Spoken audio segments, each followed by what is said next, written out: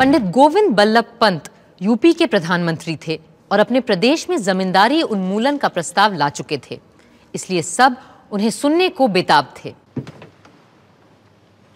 Sir, राजा जगन्नाथ बख्श सिंह हमारी UP के जमींदारों के लीडर हैं और ये चाहते हैं कि जमींदारों को उनकी जमीन के बदले बाजार भाव से 15% ज्यादा दाम मिले। लालच बड़ी बुरी बला है और ये बला बड़ी मुश्किल से मरती है। और उससे बढ़कर ये हमें चीजों को सही नजरिए से देखने भी नहीं देती। बलमन साहब की बात तो जाने ही दीजिए। मैं लोगों को हमारी सभा के ऑब्जेक्टिव्स रेजोल्यूशन की याद दिलाना चाहता हूं, जो हमने यहां पहले ही दिन पास किया था। मैं उन्हें उसकी शुरुआत भी याद दिलाना चाहता हूं, क्योंकि लोग कभी कभी उन बुनियादी उसूलों को ही भूल जाते हैं जो कि आत्मा है हमारे संविधान की, जो आधार है हमारे संविधान बनाने का।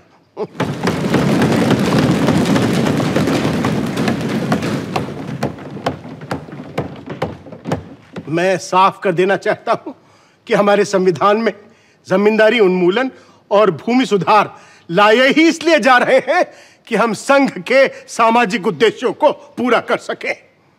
हमारे यहां यही कोई 20 लाख के करीब तथाकथित जमींदार लोग हैं, जिनमें से 19 लाख को हम उनकी सालाना मालगुजारी का 28 गुना पैसा उनकी भूमि के बदले दे चुके हैं। कौन कहेगा कि यह मुआवजा कम है? क्या यह बेइंसाफी है? क्या यह काफी नहीं है कि चाहे कोई अपनी जमीन से कितना कम क्यों ना कमाता हो, हमने उसकी भूमि का कम से कम 8 गुना तो पैसा उसे दिया ही है। आप में से जो लोग जमींदारी के इतिहास से वाकिफ हैं, वो तो जानते ही होंगे कि जब अंग्रेज जमींदारी की व्यवस्था लेकर आए थे तो इन जमींदारों को इनकी पूरी कमाई का 10% से अधिक रखने की इजाजत नहीं थी, और कभी कभी तो इनको अपनी जेब से पैसा अंग्रेजों को देना पड़ता था कि इनकी नंबरदारी चलती रहे। हाँ, जमींदारों ने जो बोया था वही आज काट रहे हैं। ये इन्हीं की करतूतों का फल है। अध्यक्ष जी, जमींदारी की बात करते समय हम उसे कैसे नजरअंदाज कर सकते हैं जो आज चीन में हो रहा है, जो आज बर्मा में हो रहा है। सो मेरी पूरे हाउस से अपील है कि ये आर्टिकल पास करते वक्त हम पूरे माहौल को ध्यान में रखें और अपनी नजर उन उद्देश्यों से ना हटने दें जिनको लेकर हम यहां अपना संविधान बनाने बैठे हैं। हवा का रुख किधर को है ये सबको पता था, पर फिर भी जमींदार और रियासतों, रजवाड़ों, ठिकानों वालों ने उम्मीद नहीं छोड़ी थी। वो इस कोशिश में लगे थे कि जितना फायदा भी मिल सके उतना ही सही। बेगम एजाज रसूल खड़ी हुई एक इमोशनल अपील के साथ। कुछ लोग ये जरूर समझेंगे कि मैं इस तरह का बयान इसलिए दे रही हूं क्योंकि इसका मुझ पर सीधा असर होने वाला है। जनाब, मेरी आवाज कितनी भी बेअसर और कमजोर क्यों ना हो, लेकिन मैं सैकड़ों हजारों लोगों के जज्बात की तायीद कर रही हूं। हिंदुस्तान के कई अदद अखबारों ने भी इसके हक में अपनी राय जाहिर की है। यूपी में जमींदारी बिल के मातहत तकरीबन 1 करोड़ लोगों की आमदनी पे बुरा असर होगा, और जो मुआवजे की तजवीज़ पेश की जा रही है उससे तो 2 जून की रोटी भी मैसर नहीं होने वाली। क्या यूपी के वजीर आजम ने इस बारे में सोचा भी है कि इन बेचारों का क्या हश्र होने वाला है? बिना किसी जरिया माश के इन्हें दर बदर भटकने के लिए बेदखल किया जा रहा है। क्या आप क्या कह रही हैं बेगम साहिबा? जमींदारी तो वैसे ही खत्म होने वाली है।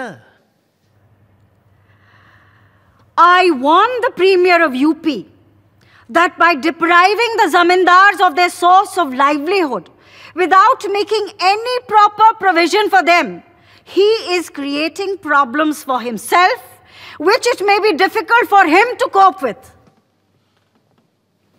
माफ कीजिएगा बेगम साहिबा, क्या आप श्रीमान पंत को धमकी दे रही हैं? Are you daring premier Pant? Order, order. और इसी के साथ अध्यक्ष महोदय ने आखिरी वक्ता को बुलाया। मौलाना हसरत मोहानी। जनाब सदर साहब। मौलाना साहब, I wish to remind you that We are closing in half an hour's time. अदसरे नौ, मैं अपनी बात साफ कर दूं कि मैं पंडित पंत जी के पूरे ढंग और ढर्रे के ही खिलाफ हूं, जो इन्होंने जमींदारी खत्म करने के ढोंग के तौर पर किया है। ढोंग से क्या मतलब है आपका?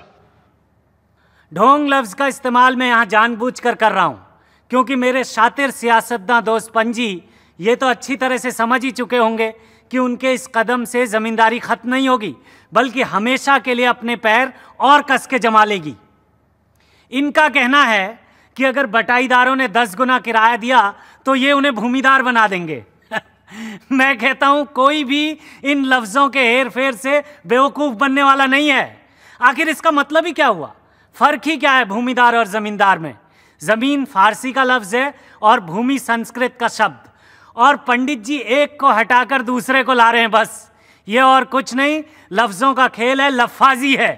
ये भूमिदार और कोई नहीं, कल के जमींदार ही होंगे, और चंद जमींदारों के बदले हम बहुत से भूमिदारों को खड़ा कर देंगे बस।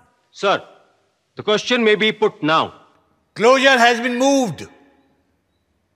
I am going to put the question of closure to the House. The question is, मौलाना हसरत मोहानी की सारी कोशिशों के बावजूद प्रस्ताव तो पास हो गया, और फिर खड़े हुए पंडित नेहरू और श्री के.एम. मुंशी अंतिम संभाषण के लिए। the next speaker is Pandit Jawaharlal Nehru. If you will permit, sir, my honorable colleague, Mr. Munshi, would reply.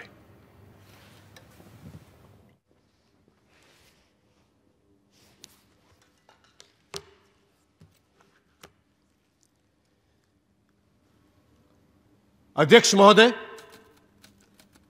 Sir,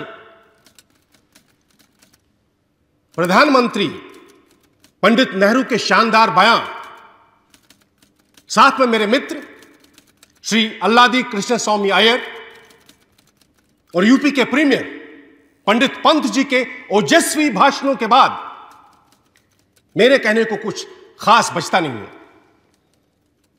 किंतु सर, मैं ये नहीं चाहता कि इस सभा की यह बहस यूपी के प्रीमियर पंत जी और यूपी के जमींदारों के बीच की तू तू मैं बनकर रह जाए, जैसा कि एक समय लगने लगा था। आपको आज पूरे देश को एक संपूर्णता के साथ देखना होगा। ना तो मैं इस बहसा बहसी की तरफ ध्यान देना चाहता हूं, ना मुझे जमींदारी की उत्पत्ति के बारे में कुछ सुनना है। मैं केवल इस तरफ ध्यान देना चाहता हूं कि मद्रास, बिहार और यूपी के 3 बिल आज उदाहरण के रूप में देश के सामने हैं, और इन पर अमल होना भी शुरू हो चुका है।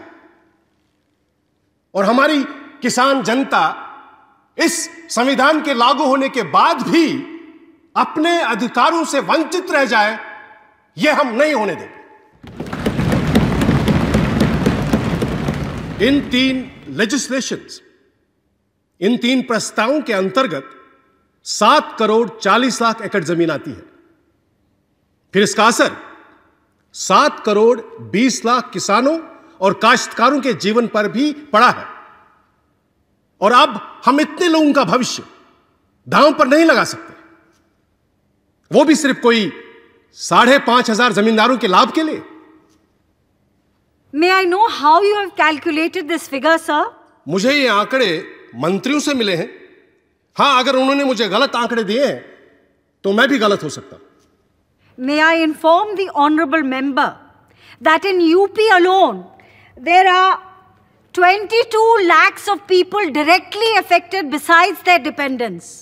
मेरे पास यूपी के आंकड़े भी मौजूद हैं।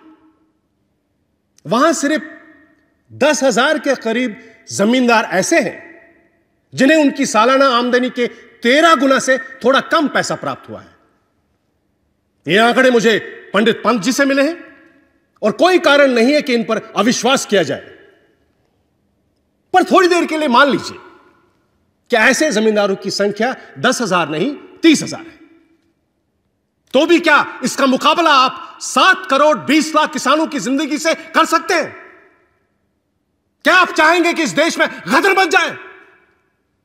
किसान क्रांति को उड़ जाए, वो भी सिर्फ इसलिए कि कुछ हजार लोग अपनी आयात करते रह सके, जैसा कि वो सदियों से करते आ रहे हैं। What about the individual loss? Sir, मैं इस मुद्दे को किसी व्यक्तिवादी दृष्टिकोण से नहीं देख रहा हूं। मेरे ऐसे बहुतेरे मित्र हैं जो कल तक 5,000 रुपया महीना की आमदनी कमा रहे थे और आज उन्हें सिर्फ 500 से काम चलाना पड़ रहा है। किंतु फिर भी हम इस जमींदारी उन्मूलन के संवैधानिक प्रस्ताव को किसी व्यक्तिवादी या व्यक्तिगत नजरिए से नहीं देख सकते।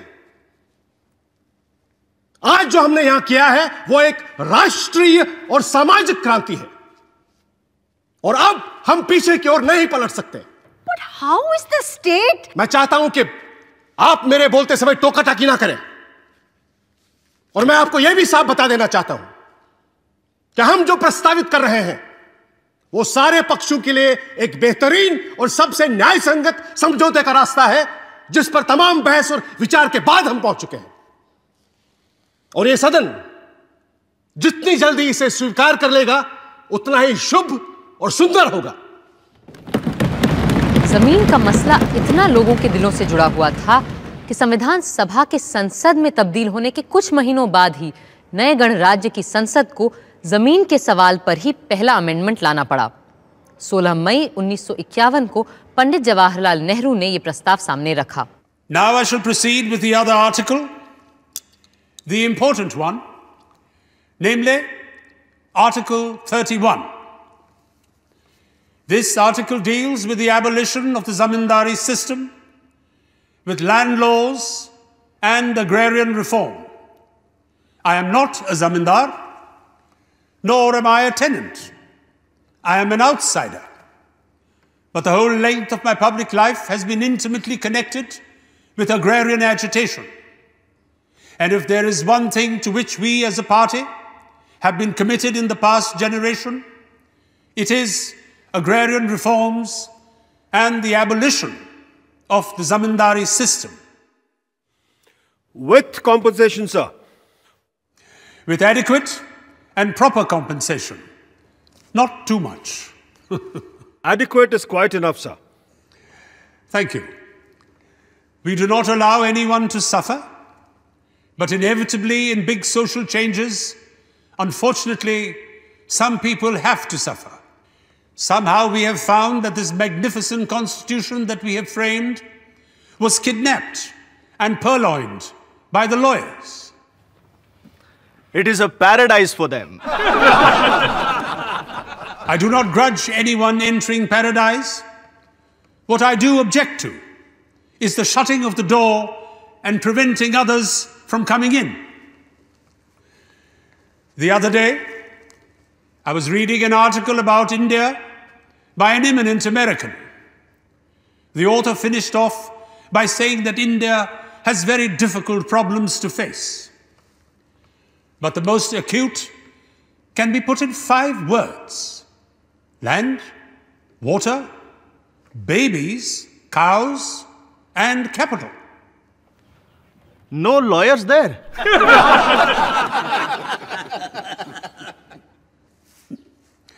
I am not going to say anything about babies and cows, important as they are, nor anything about capital.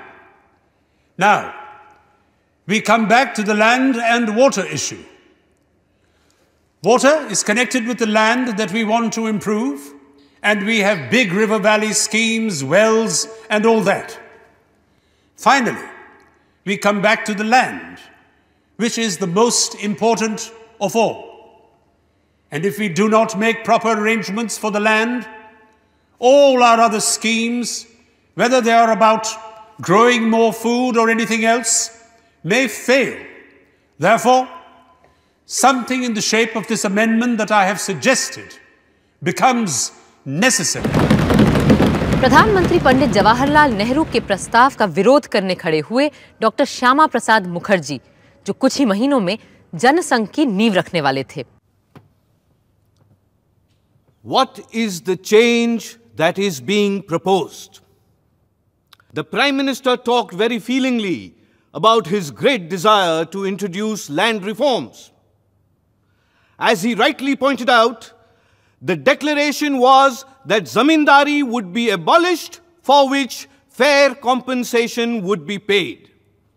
In any case, the Congress stood for the abolition of zamindari on payment of fair compensation. Equitable compensation, sir. Equitable compensation. What has happened since then? That there has been delay is not the fault of the Constitution. There is only one party ruling India today. All the governments are under control of a centrally organized party. Why has not the center sat down and given some sort of formula saying, this is the formula that every state should adopt in effecting land reforms, with minor changes as local conditions may necessitate? Therefore, I would very earnestly suggest that a situation has not yet come when any change in Article 31 is called for. If you tried it and failed, then I would understand your anxiety to change the Constitution. But merely in haste, you come and say, I cannot achieve something quickly. I cannot wait for the fulfillment of the provisions of the Constitution. Let us get hold of all legislative enactments and deem them as legally passed. Would you please let me know whether the will of Parliament is supreme or not? Since the will of Parliament is supreme, I am appealing to the sober will of Parliament not to do something that is dangerous. Some of us would doubt whether the honourable member really means what he says. The Honourable Prime Minister apparently thinks he is standing before a mirror and thinks everybody is like himself. Doctor Shyama Prasad Mukherjee का पंडित नेहरू से मतांतर राजनैतिक और सैद्धांतिक था, पर बहुत से जमींदारों के लिए तो ये जीने मरने का प्रश्न था। दरभंगा के राजा कामेश्वर सिंह भी उन्हीं में से एक थे और किसी भी तरह के लैंड रिफॉर्म के सख्त खिलाफ थे। बल्कि उस दिन तो वो उस संसद के भी खिलाफ हो गए जिसके वो खुद सदस्य थे। This parliament again is a provisional one, and it cannot be said to be reflecting the will of the people. It is highly improper to make fundamental changes in the Constitution without making any reference to public opinion. The Prime Minister, I am constrained to say, is creating a very bad precedent by sowing the seed of executive despotism and playing with the supremacy of the Constitution for party advantage. वामपंथी किसान नेता Shri MP Mishra ने कामेश्वर सिंह जैसे जमींदार को मुंह तोड़ जवाब दिया। श्रीमान जी, पंडित जवाहरलाल नेहरू प्रधानमंत्री हैं।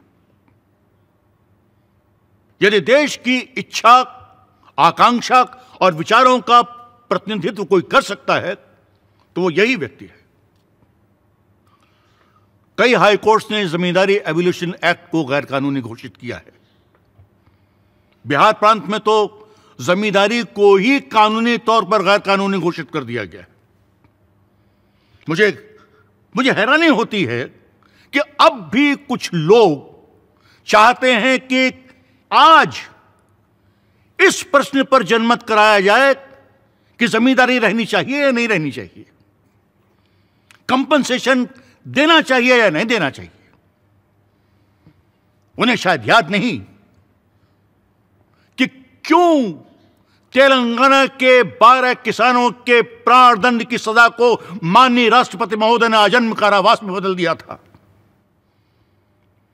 उस प्रदेश के किसान जमींदारों के आतंक से त्रस्त हो गए थे, उनके जुल्मों से पागल हो गए थे, जिसलिए आज श्री विनोबा भावे उनको शांत करने के लिए वहां घूम रहे हैं। और ये सिर्फ इसलिए हुआ कि वहां के जमींदारों ने किसानों की हड्डियों तक को चूस लिया था, और अब भी आप चाहते हैं कि जनमत संग्रह कराया जाए।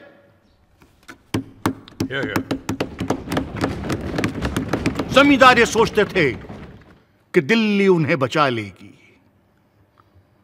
दिल्ली तो क्या, दुनिया की तमाम राजधानियां आपको नहीं बचा सकती, दुनिया के तमाम शासक आपको नहीं बचा सकते, क्योंकि आधी दुनिया लाल रंग में रंग चुकी है और बाकी की बची दुनिया में भी यही हवा तेजी के साथ फैल रही है।